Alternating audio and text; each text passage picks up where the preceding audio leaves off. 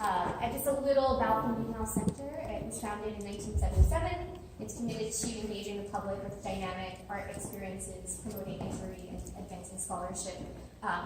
We haven't done artist talks here in a while. This is the first season that we've done trying to bring that back as part of the exhibition program that we do.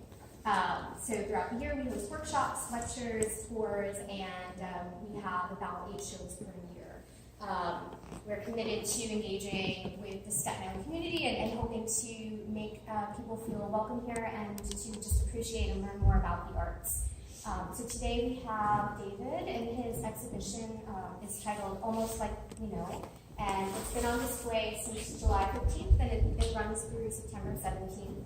And so I don't know if you just want to take the floor. I know that a lot of the people here are acquainted with you, but I just want to give you the opportunity to talk a little about yourself, and then maybe go into whatever you have prepared for today. Okay. All right. So I do want to take one moment just to thank the Newhouse Foundation and the Department of Cultural Affairs.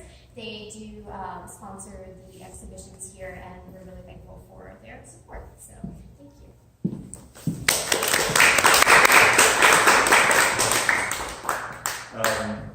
I think actually something that just came to mind the other day, because I was in the Staten Island Museum, is there's a painting by Cropsey, who's a fairly well-known Staten Island painter, and it reflects an item that I bring up in the essay that I wrote for this show, which is this moment where you can't quite tell if the moon is the sun or if the sun is the moon, because it's just on the horizon as the sun is rising. And he's playing specifically with this idea in the landscape, so that unless you're paying attention and questioning where the light is coming from, you would think that it's the rising sun, unless you know that aspect where you're standing on Staten Island, a specific vantage point that no, it wouldn't be the rising sun there, it would have to be the setting sun, and so forth. And that dynamic of having to know where you stand, what the metrics you're using are, and how you then measure from that place is where emotion, is where identity emerges from. And it's something that, as an artist, it happens for everybody every day. It's potentially something that's there. But as an artist, it's something that becomes the present question all of the time. Every time you go to make a painting, every time you go to do something, it becomes a kind of existential issue. Because this is something that, either you show it, you have the privilege, the incredible privilege of being able to be in a space that somebody else might be in, that has the attention of more people than otherwise would, than if you were just in a garage somewhere, or if you didn't have the resources to be doing something like this. And that creates a dynamic where, how do you justify what it is that you're doing? And so this is part of the consideration that I keep coming back to as an artist, as somebody who is doing something that it becomes very difficult to justify in terms of what its inherent value is, in terms of what it means to be doing it, and it defines a lot of what tension may or may not exist in the work, because it's where I'm engaging with things. So that's just a little bit of the idea of how, something that I'm thinking about in a broader context when I'm doing all of the work. And if there's any questions, I could keep talking because I lecture, so I could just talk about any number of things. But if anybody has any questions, yeah.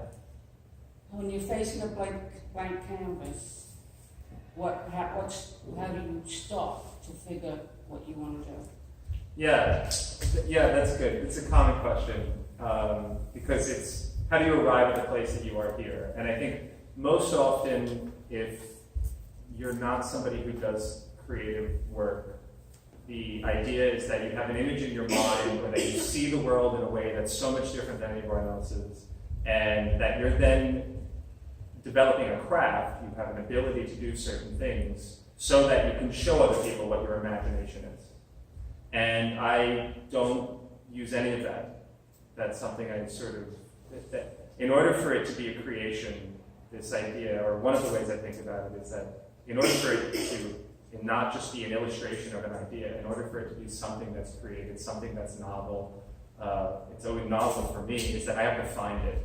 And so the process of painting, or the medium that I'm using, either if it's writing or painting, it's just sort of moving stuff around. If I have an idea that I can't let go, if I can't get over it, I'll generally do it, and then I'll erase it in some way, or I'll destroy it. And it's sort of like destroying some piece of your identity. It can feel that way. Certainly earlier on it felt more that way, and then you gradually become more accustomed to giving up on what you think are your great ideas, because the ideas don't stop coming. The ideas are cheap, and the ideas are very satisfying. You can get lost in just having terrific ideas and not having anything come of it. So you don't know what the idea is until you put it into the world.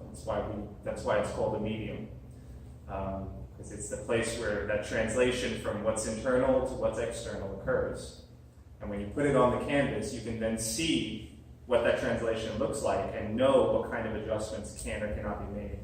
And in that kind of reciprocal process, you move. Finding, you move. And then each time it's different. And so whatever it was that my idea was to begin with may be different, because I found out that it wasn't really viable. And so it constantly has to be a rechecking, a re-examining of both who I am, what I'm doing, and what it is that's emerging as I'm doing it. So it's just like this influx all of the time. It eventually comes to a place where it begins to suggest, the more the painting becomes finished, because if I was to make some new change to it, it would become so different that it might as well be a different painting. And so that's one of the ways in which often it ends. The painting kind of resolves itself. It's one of the ways that why artists talk about things like that, like the painting is doing itself. That feeling occurs.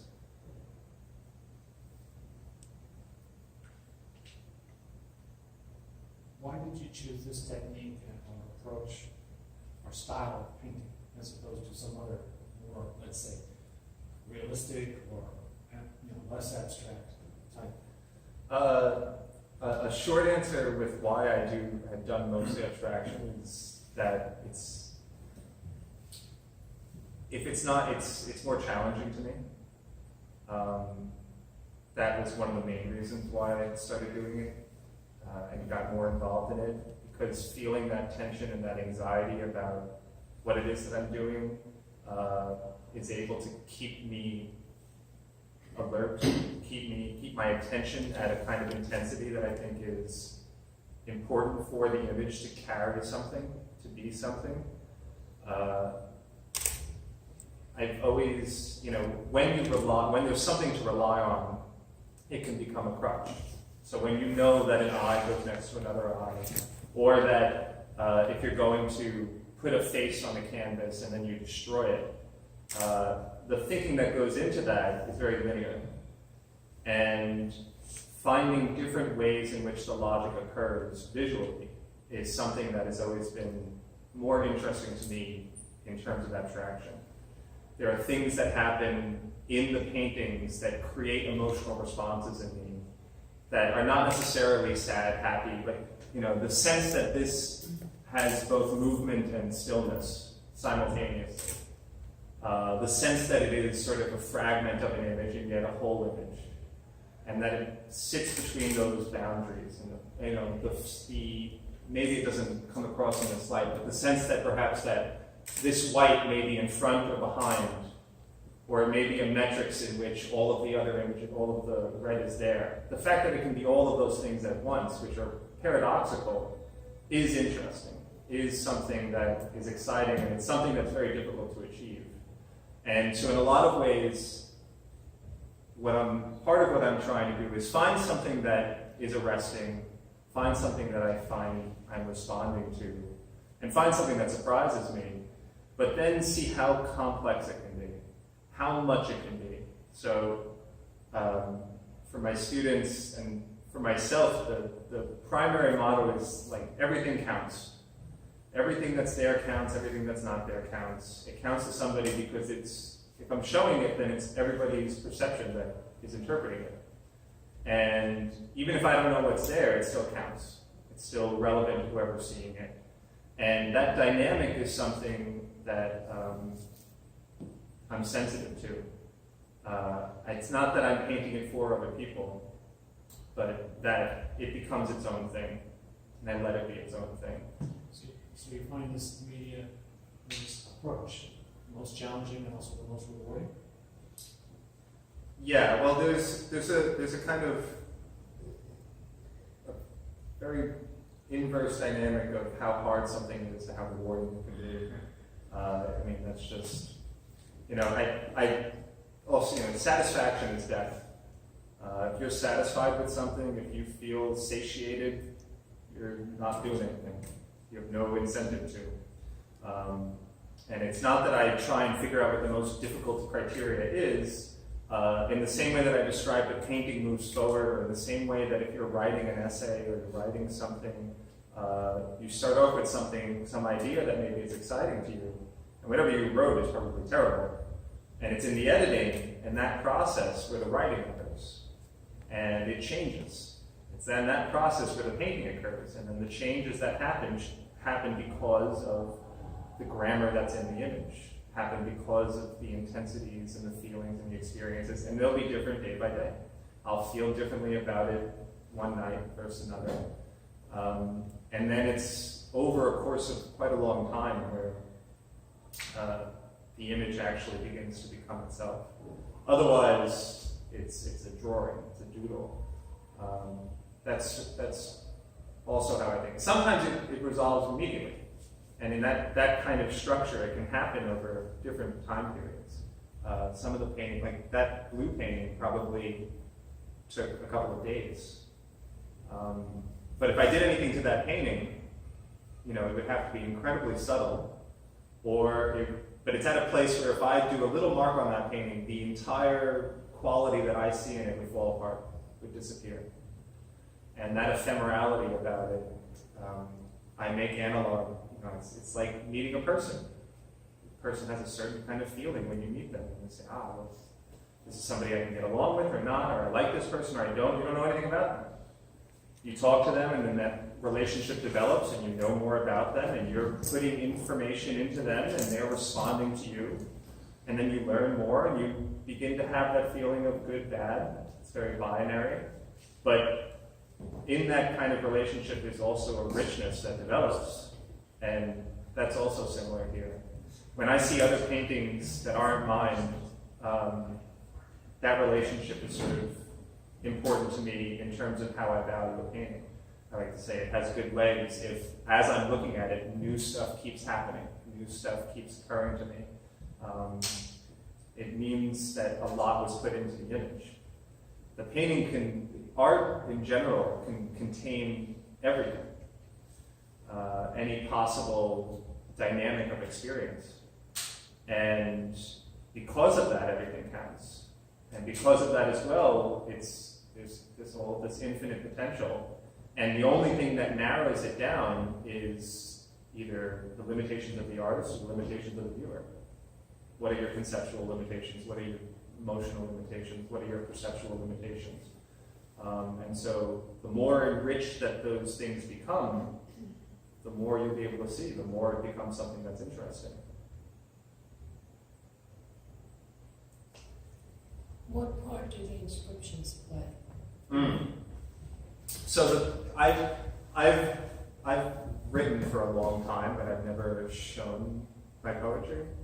And when the opportunity for the show came up, I was just sort of in a flurry of writing, so it was on my mind. And I thought, well, maybe I'll put some of them up. Sometimes it will be that I'll be painting and some words will occur to me and I'll put them down.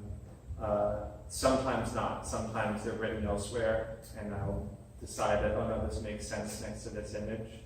And if I switch them around, there's the possibility of that for some of them, except for the ones that I specifically wrote them for, where they're specific to the image. It has been, as I've learned over time and become a little less naive about what happens with an abstract image. Initially, there's a lot of concerns about how other people are going to see what you're doing. So it's very easy to say, oh, well, abstraction's being done. You're a cliche, you're just, and that's taking a viewpoint on it where it's chronological of the history, it's this historical moment, and then it's gone, and it's a fashion statement to do it.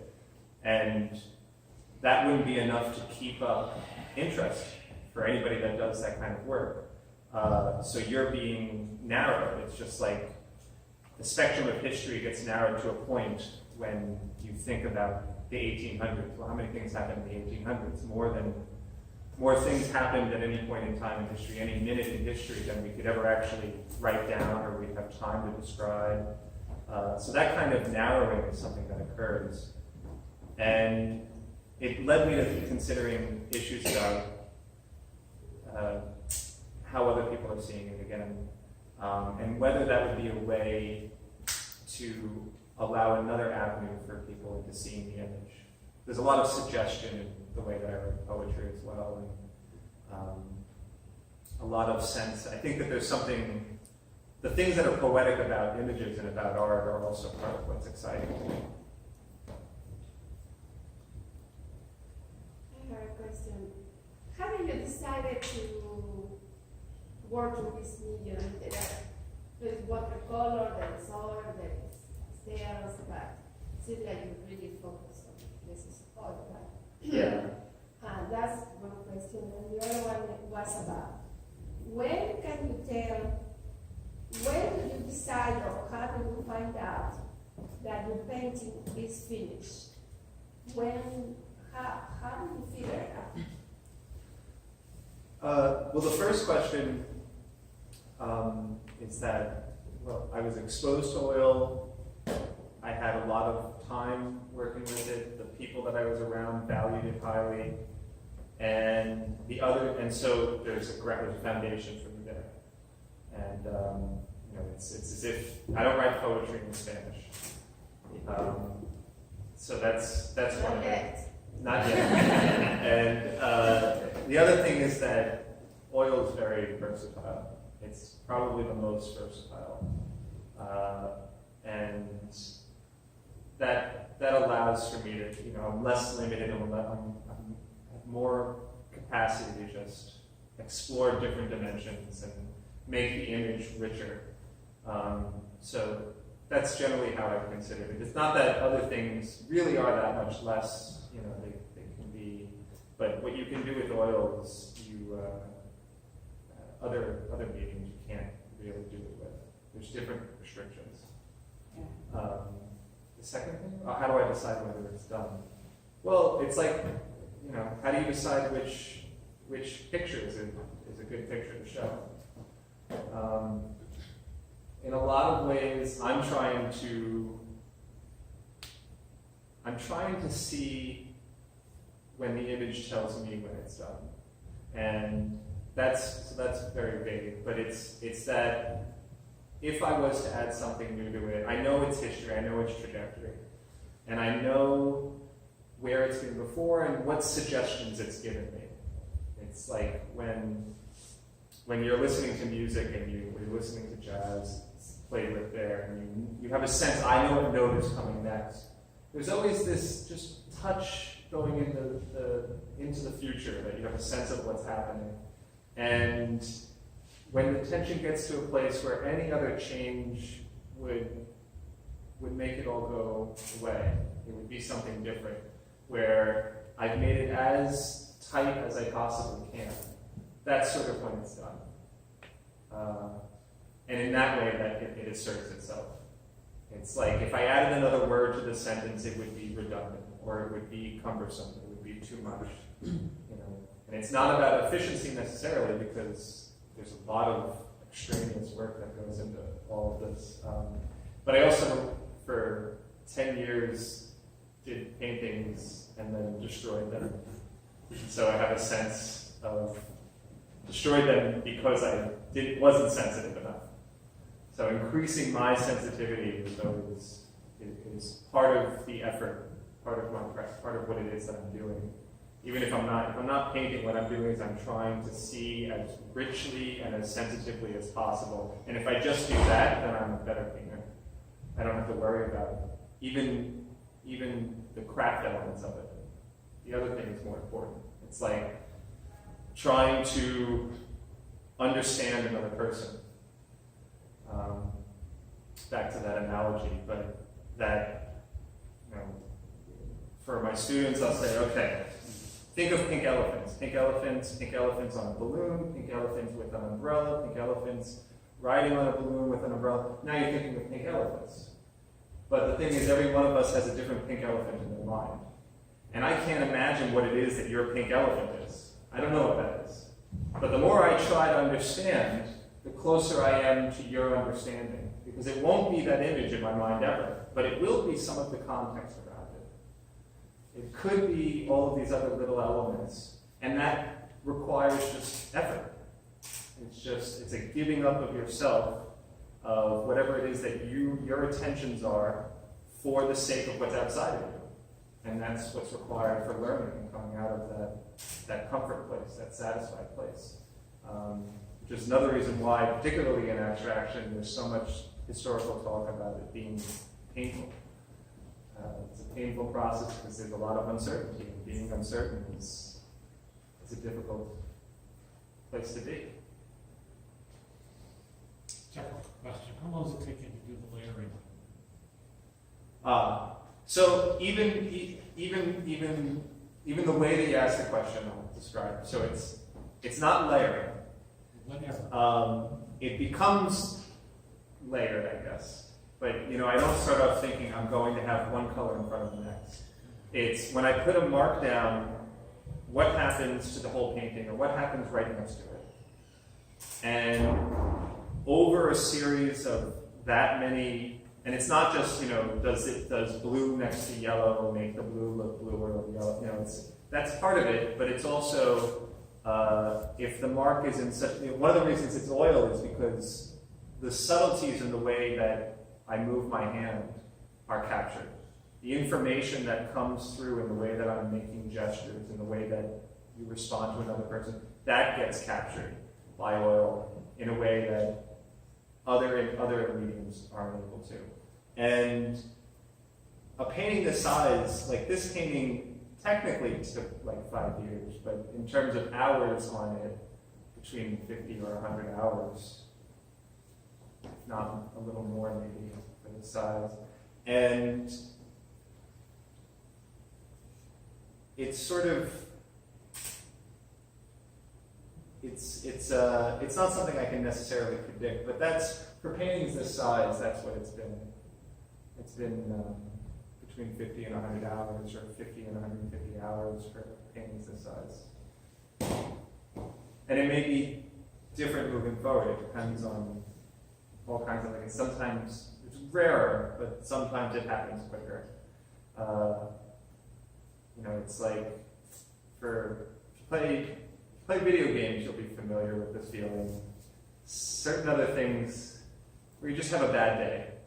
That's the kind of, for whatever reason, you can't tell why, you just can't get in tune. And some days you can. Some of them are slightly unfinished on the edges. Is that your intention? Yeah. So, yes. with the edge, so that comes through here. When I said it's like a fragment, where some of the objects are receding below it or going. If you took a person's face or a picture and you framed it, if you have a sense of what a good and a bad framing would be. And that's part of what's going on in the images, in terms of how I'm painting them. if I, it's often about, some of it's about technical issues that I think enhance the image. So if on the edges of it, it sort of has a sense of just receding away, then I say it's like somebody's talking to you, but they're not talking directly to you. And if that's the case, then that says something, and there may be a place for that. But for the images, I want them to have a strength that is direct, where they kind of approach you, where they're engaging. So otherwise, it might be a statement. But there are things that come from it where there's this sense of it being an object versus a picture, versus something that they don't translate well on a screen, because seeing them in person is the scale at which they exist, and the certain lighting conditions and. Makes a big difference. David, I have a question actually. So the title of the show, almost like, very suggestive. What are you getting at in that? Like, how are you conceiving the experience of all of these pieces together in the room? Yeah. So the title I came to in a very circuitous way. When I'm painting the images, I'm not thinking about their meaning. I am sensitive to meanings that may emerge, and I know that most of them are really just going to be things that are meaningful to me. They only have that context to me. So I don't start off with this idea that I'm trying to suggest something. But after things are done, after I have a body of work of some kind, then I can look at it and I can play the game of, well, what could this mean? And really I think of it mostly as just something fun to do, where it's sort of like creating mythology or creating a narrative or exploring what it could be. And in a way it's writing a story. So when I say almost like we know, it had to do, there's a lot of things in these images. For a while there was some items about distance and how some of the images are suggestive, how far back is the white, or how close is the white, or how far are, what's the scale at which things are existing at? Does the painting feel larger or smaller? What aspects of it do and why? And those are dynamics that ended up being part of these images. And then also this idea of what it is that you're seeing, what's going on. There's a lot of suggestive qualities in the images, like is it a landscape, or is it realistic, or is it naturalistic, or that it's almost like they are those things. But if you say, well, they don't have to be, I don't have to label it, and I don't have to feel secure about knowing what it is, then the experience is different. What's that middle place? What's that vague place? What's that uncertain place? Well, that's the place where you can become something else. And that idea I'm sympathetic to that idea. I find it very alluring. I think that's one of the places where there's something magical in art, and that kind of fantasy about it is something that I find very interesting. How important is it that your painting hangs the way you have it hung? Suppose somebody wanted your painting, but they decided it would look better if it was done on a portrait. It is 100% important. I figured that was the answer. Yeah. No, Because of being abstract, it seems to me you can flip them around to however you want to see them. But yeah, it would be an entirely different thing. Oh, yeah. Oh, I'm not saying it wouldn't be entirely different, but. Yeah, well, so if it was just a pattern, then you could do that, and it wouldn't matter. Nothing would change, right? If it was a paisley, you could flip it any direction, and it would be paisley. One of the things that, in terms of perspective, in terms of it being relevant where you are and what it is and what its meaning could or could not be, that is all tied into the way in which it's presented. And that's something that I think that, like, I have the projector that I've started fussing around with. And part of that is because the light conditions that this was painted under is the painting. And trying to replicate that in a gallery setting becomes a nuisance for the gallery owner. But the painting isn't just the object. The painting is the qualities of the visual qualities that occur under a certain set of conditions. And this is something that historically artists have paid a lot of attention to. They call it in situ. You do it in a certain place for a reason because it belongs in that place in that way. When you're going into a cave, you go into that cave for a reason. You paint it, and the painters in cave paintings were very sensitive to the undulations of the cave, to the quality of the color in the cave. They are incredibly sensitive work. Where if you look at it in a different direction, it's an entirely different thing. And that's something I'm also sensitive to. That's high in my priority list of everything counts. Everything counts, just on a different spectrum, to a different relative degree, depending on who's looking and so forth. How much is the viewer present in your studio? Say again? How much is the viewer present in your studio? The viewer? Yeah. I try to make it almost negligible, so that I can explore. The more I think about it, the less satisfied historically I've been with the work. The more I think that it's sort of where it feels like the work is less than it could be, less whole. It's that would apply to any kind of theory or concept as well. I try and just eliminate that when I'm working. That's just in this, that's just for most of these paintings, not necessarily the poems. But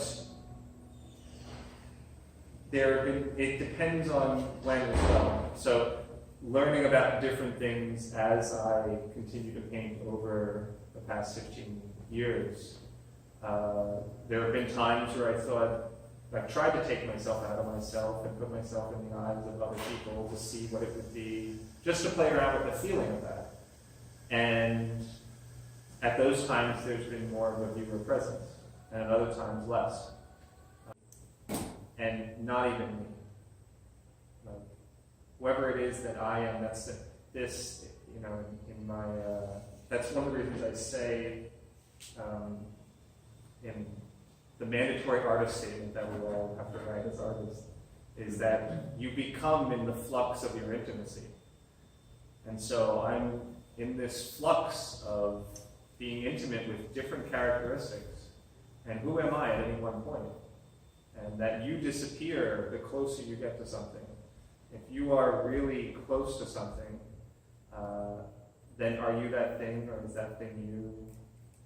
At what point is it that you're able to let go of this self that is the thing that is observing?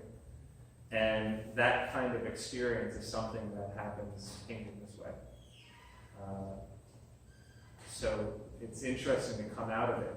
And it's also why part of the process for most of these that I have come to is it takes a long time. If it takes 50 hours, 100 hours of actual painting time, it takes longer just looking. And the next day, I'll be in a different state of mind, and my attentions and my sense of intimacy will be in a different place. How do you think your paintings have changed over the last 15 years? And do you feel like you're in any kind of transition now? Yeah. So they've changed I think they've gotten better. I think they've gotten more sensitive. I think the majority, I think I'm a terrible painter. I'm like an awful, awful painter. And for most of the time that I've been painting, the only thing that's kept me painting is how stupid I am. It's just the fact that I've not been self-aware enough to know that I shouldn't be doing it. And I think that was useful, that I wouldn't be able to have the kind of sensitivities or understandings that I do without that just bluntness. And that was just part of it, and it's going to be different for a lot of people. What was the other part of that? If you feel like you're in a transition now, that your Oh. painting's changing. Yeah, I think, yes. I try and be very sensitive to whether the work is telling me I need to transition or whether I want to because my ego wants me to. Well, I'm only asking because I've noticed history and art, many artists do go from one thing to another, change their, Yeah, and for different reasons. you know, I do have a large project in mind that will be different and related to this. But even just using the projections was very different, and would not have been the kind of project that would have been a part of the group that I was working with when I started painting. That used to have more. It was a collective, and that was very valuable and important at the time. And it's different now. So the change always it's going to happen, you know. And even if you try and hold on to something, if you're conservative about it, then that changes the way that the art feels and works and does and behaves.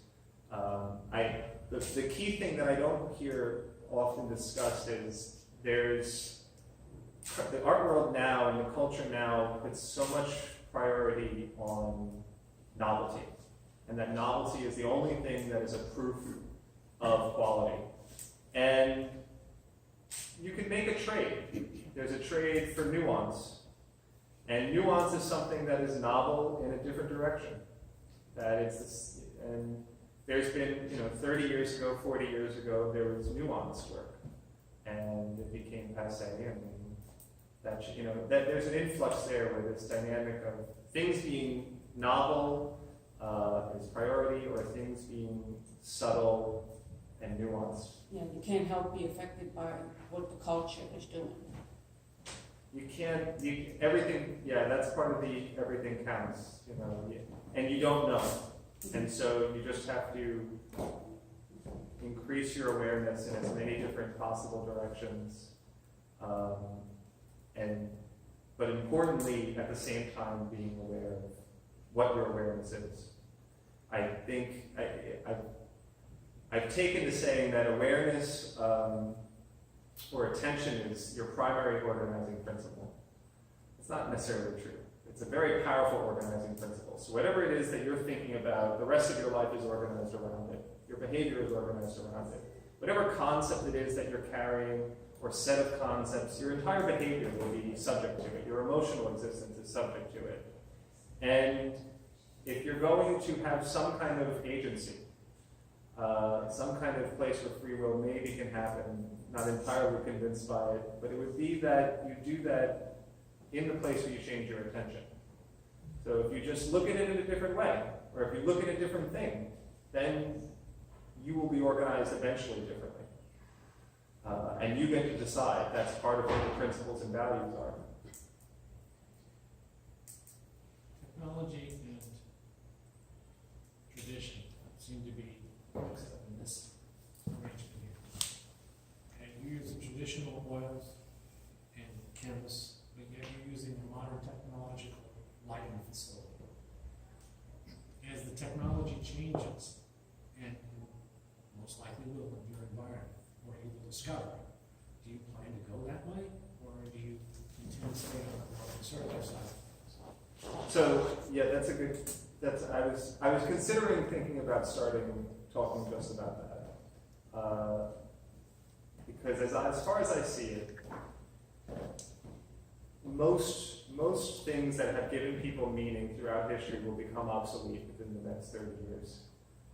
The types of work that people do, the types of relationships that people have, all of those things will be changing, because it's changing in ways that we have no idea, changing in ways that are so extreme and we're seeing that happen right now. I mean, we're in the middle of it. That's where we're getting all of the political turmoil, the social turmoil that we're experiencing, because these technological changes are occurring now. We are becoming something else. And I'm very conscious of the fact that what I'm doing is the work, the shape of the painting, the material of the painting is conservative, has this conservative aspect to it. In part, I think, because it is a reservoir for that knowledge. It's a retention and it's a valuation. So, like, if you're in the liberal bubble, you think conservative values or conservatives are destructive. If you're in the conservative bubble, you think liberals are destructive wantonly. And I think the reality is both sides are doing whatever it is that fits their context in order to make a better world for how they see it. Both are very much in the camp across the entire spectrum. Everybody is trying to do the best they can to make a better world for how they see it. And so there's this dynamic of evaluation that creates tension in art. And again, the originality aspect of it will be, we're using a 3D printer, you're using a 5-point CNC machine, you're using all of this technology, you're using algorithms or whatever the case, and oh, how exciting it is. It doesn't make the work richer. But I am very interested in all of those things. I'm very interested in all of the changes that are happening. I'm very concerned about all of the changes that are happening, because the AI will be able to do all of this better than anybody in the room. Except it won't reflect your personality. Right, and so that's part of that's the logic of it. I had this other idea recently too, is that anything that is the product of reason can't be owned by somebody. If it's something that comes out of reason, it's part of a complex of thoughts. That's the collective logic. And traditionally we like to say, this person was very important. Newton, how special and important, and no one else could have done that. No, other people did it. Other people were doing things very similar, because they are just an expression of the society. And where does art fit in a world where humanity is no longer the most powerful organism, the most powerful intellect on the planet? And I think the one place it sits in is in is in appreciating just the fact of it, the fact of your humanity. A kind of humanist perspective, a liberal humanist perspective, not an egotistical humanist perspective. And so there's selective forces that are pushing people away from doing certain kinds of work. And I actively have to sacrifice certain things so that I am aware. Sacrifice is a word that comes to mind because that's what it feels like. But what I have to do is not cater to a crowd, cater to other eyes, so that I am aware of what it is that I'm experiencing. And in doing that, I'm diversifying. I'm retaining a knowing of doing something that is being selected against elsewhere. And that's one of the reasons why an exhibit like this is really unusual. And there are still groups that appreciate the subtleties and the differences that go on in work like this. But that's at the forefront of my thinking. It's what's happening as we move forward technologically, and how can I use it? How can I both retain and move forward with it? So the image, the projections being a prime example where it's likely been done, but I was thinking, well, I've seen people project onto images, but I've never seen it done where the priority in it is the painting versus what's being projected or some idea within what's being projected. And how far can that go? And that's the selective force that makes me go in that direction. So you try to maintain your tradition, but yet you will adapt technology to try to improve it or change it in the way that you feel most effective for your person, for your way of viewing your images and stuff. Yeah, I mean, if I was to say it, it's just that I'm trying to be as aware as possible. I wouldn't even frame it that much because then that would be weakening. But it is something that I think about a lot. It's very powerful. I think that the new technology can take the place or compare to the use of canvas and oil. They're already doing it. Really? Not with oils yet, but you know, when with changes in information technologies, one of the examples is when we were doing the human genome. It took 14 years. At year 7, they were 1% done. At 1%, they were half done. So it's exponential with information technologies, the changes that are occurring. And they're writing, artificial intelligences are writing books, writing music, writing journalism, are already diagnosing people in hospitals. This is happening today. So we're more than 1% done. And those kinds of things, and these are creative things, which most people intuitively sense, oh no, that's the furthest away from what a machine can do. But it's not. It turns out it's not. I do think that when I say it's humanist and what can be valued is that the way in which you think and I think and all of us think is corrupt enough where the logic of it, the reasoning of it, may be anticipated by a machine, but it wouldn't select that way. It wouldn't select to do the things that we do. It's too smart. It's too smart. It's too logical. And that's what makes it human. And that's where, that seems to me one of the places where it can go. Where art, where humanity, where society will go. In order to find, or, you know, because otherwise you just feel like your life is meaningless. So we come back to this question of meaning and how meaning is produced in doing this. Well, that's the scale. This is part of what happens. And it happens, and everything counts. So what we're talking about now is a very limited selection of the concerns, or what we're paying attention to.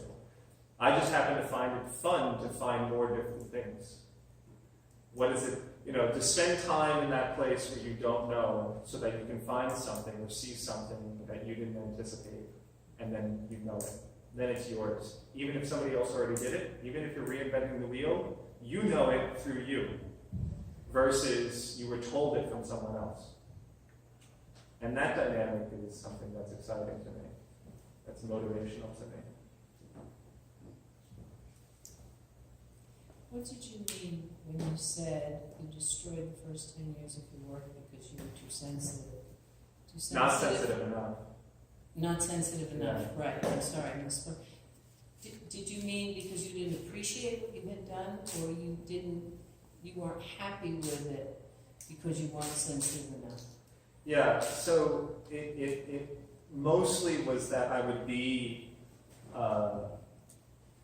making marks that would ruin whatever the painting was. It was too dumb. I wasn't yet prepared to. So it's difficult, you know, it's like learning grammar, except it's a grammar that there's no rules laid out for you. I think of painting as on the opposite end of the spectrum from music, for instance, which is highly abstract. Music exists in time, you can be measured, it can be notated, it can be numbered, all of these things, and you can write about it, and you have PhDs in music for this reason, because it's so verifiable. When you look at something, it's much more concrete. And there is not language that is able to be analogous to what we have in music. And it happens potentially all at once. There are certain limitations in that as far as that goes. Potentially when you look at something, you see it, and then there you go. And then it can exist over time depending on how long you're looking at it and what's going on. And that's another thing that I'm playing with the projections. But, okay, I lost my train of thought. In terms of what I was doing and why I was destroying images, is that I would put a markdown that would be too far off, and it would basically destroy a painting. Or I get frustrated, and I just start painting over that painting. And I would be trying, it was just a part of the learning curve. I would be failing a lot. And so underneath the blue painting or underneath any of the older paintings, there's a lot of other paintings that probably were probably finished or could have been finished, but never got a chance to be because I just trucked through them. And it's just, an elephant in a china shop with them. Along those lines, you were speaking earlier about times where you just aren't there, or you're just not, where it's just not working. How do you now, after illuminating this about the paintings, old paintings, how do you deal with those times when you feel them currently? Oh, yeah, I've become accustomed enough to them where, so it's a psychological thing, and it's been useful for teaching because what I do is I just accept it, essentially, and I contextualize it differently. So when I was younger, it's much more likely that I think this is a proof that I feel this way, that I am not meant to do this, or I'm insignificant, or native. There's some native thing in me that's. But just going through that process and being there I decided is valuable. And I don't really have a lot of proof for being valuable or not, but I do know that there have been enough times where if I stick it out for a long time, something starts to click, and that's very rewarding. And so I've had enough of those where, biologically, I can anticipate, I can feel out, and even if it's not this day, even if today I work for 5 hours or 6 hours or 10 hours and it's just not working, I'm there and I'm just happy that I'm able to be there painting. And, that in and of itself is an incredible privilege. So I just am grateful for it. That's how I feel about it now. And that, also I think I'm putting in my dues. I'm putting in my dues by struggling in order to get to a place where I can do something that I couldn't do. If I feel like I can't, it may not be true. It may just be a bad day. But if I'm there and fighting through it, well, that creates a selective force where what I'm seeing is going to change. And I can't predict what the change is going to be, but the fact that I have a chance to be in that place means that I should. That's how I'll decide to pay attention to that. Yeah.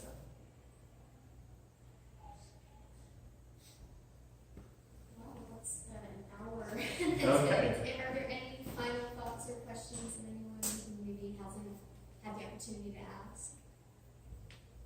Otherwise, any last words from you, David? Well, thanks to you. Thanks to Melissa West and her team for giving me the opportunity to have the exhibit. Been wonderful collaborators and very helpful. And everybody should go to the Newhouse Gallery. There are 3 other shows on display here, both in the big historic front space, which we call the main hall, and then there are 2 other shows back here in the back galleries, and they're up through September 17th. So if you have some time and you haven't checked it out, feel free to walk through all the other interesting exhibitions. Irma's show was actually right across the hall. So,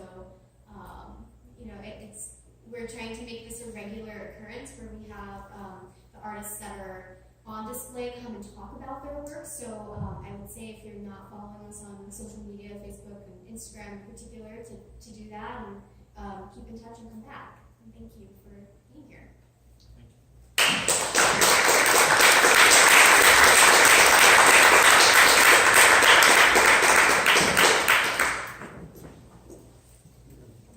And I also would like to express my deepest gratitude to Melissa West for all this opportunity that she gave us and this no harbor and all the sponsors that support us. I stopped recording right before you said that. That's right. I got a portion of it, you can listen to it later. That was the point.